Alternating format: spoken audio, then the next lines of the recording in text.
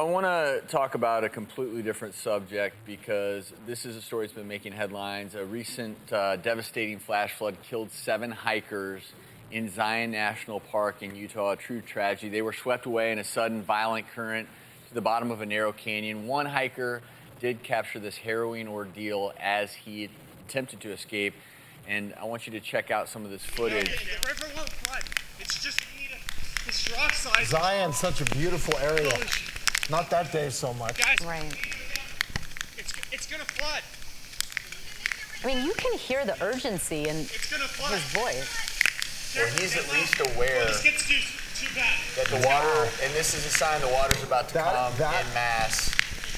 You know, and it may not seem, and anyone who's never been in a flood, it comes a wall, a torrent of debris and water that's so forceful that it takes away anything in its path, Oh my God. including vehicles, human beings, trees. The most important thing to survive any flash flood is, if you can, to get to an elevated area.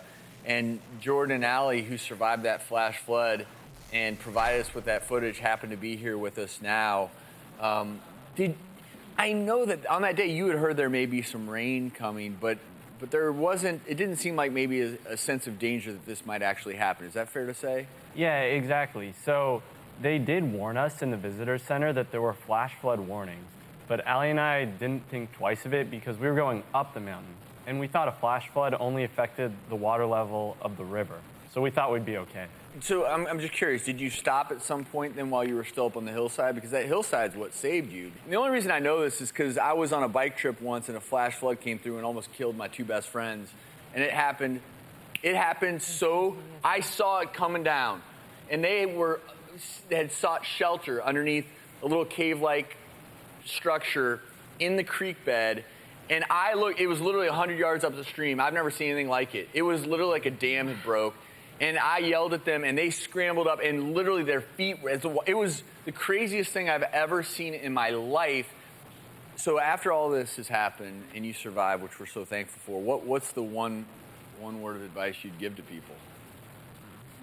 I would say to just keep in mind that humans aren't invincible. Standing up there on the mountain, it really hit home that, wow, we are really exposed to all these elements, like this wind, this hail that actually ended up bruising me, this rain that you just don't think it can get that strong, and you don't think that some rain or a storm is gonna be that dangerous. But it is important to be aware.